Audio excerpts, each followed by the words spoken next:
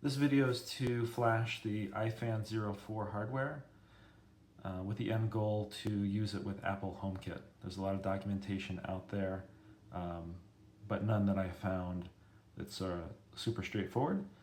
A friend of mine and I spent a better part of a day figuring this out, so I thought I'd type up a document to help the community make it much more straightforward. This takes maybe 10 minutes to actually flash it, and then depending on how you are with a soldering iron or however you connect the serial to USB to serial adapter to the device, maybe another 20 minutes. Yeah, hopefully this helps some people. I certainly would have liked to have it, so that's why I'm creating it.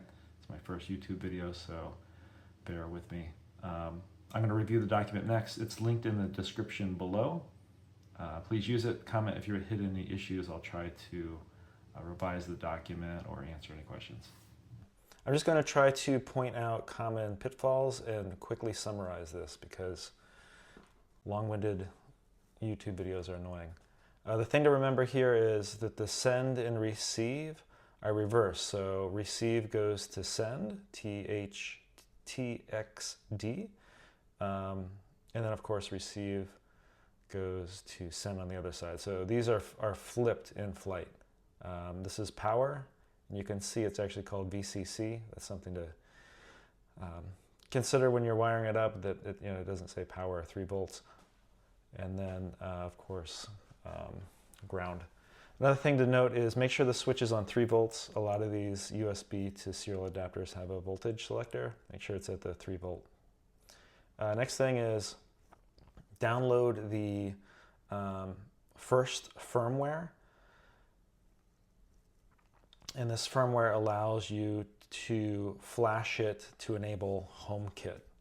So this is going to be used later, and I have it pinned to this version. It's true as of about a week ago. Today is March 4th, 2025. So this should continue to work. Even if there's new versions, you can link directly to this one. It should work. So just download that file. To get into the flash mode, you'll just plug it in so it gets power, and then hold down this little button. It's a small click. When you first get the device, when you plug it in, it'll make some beeps and some lights will show up and flash, and it'll make sound. If you do not hold the button, it'll make all those beeps and sounds. But when you do hold this button, it'll be silent. So you'll actually hold this power button down, or this, not power button, but this flash button down while you plug in the USB to serial adapter, and it will be silent. So you'll know that you're in the mode because it won't make any noise. If I remember correctly, there's also no lights. Next step, you'll go to this page and click connect. This is actually going to use the browser to connect to the serial adapter and flash it with the general ESP Home firmware. It's pretty straightforward. Just click on install next, point to that full boot, full HAA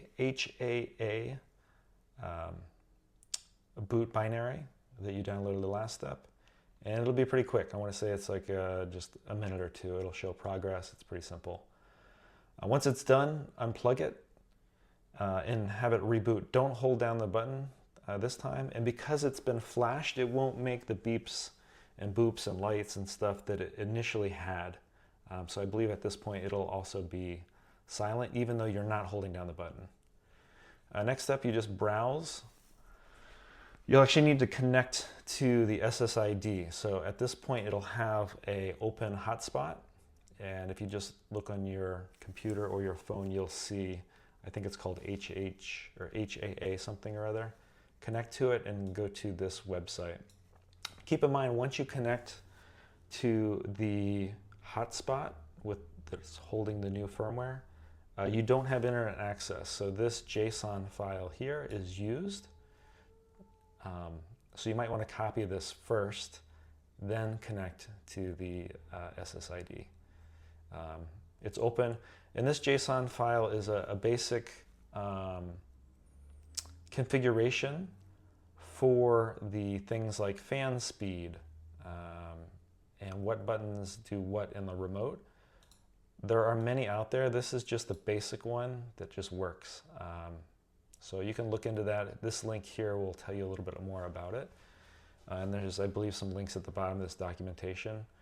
But again, to keep it simple, just copy, paste this in here, select your Wi-Fi SSID in the menu that allows you to connect to your home network. So this is where you'll paste in the JSON config up here.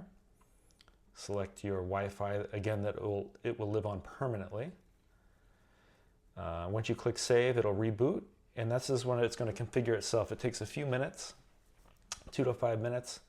It'll reboot. You'll hear the relays click, so you'll hear click, click, and you'll know that it's rebooting. The blue light will flash.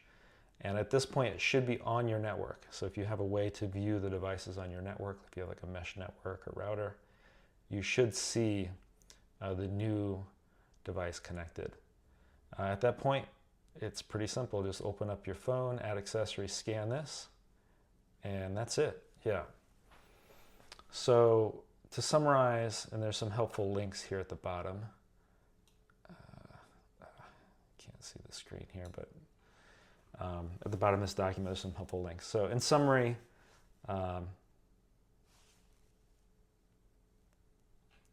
go to the very top. Make sure these are reversed. Send goes to receive, receive goes to send. 3 volts on the switch. Download the binary, flash it first.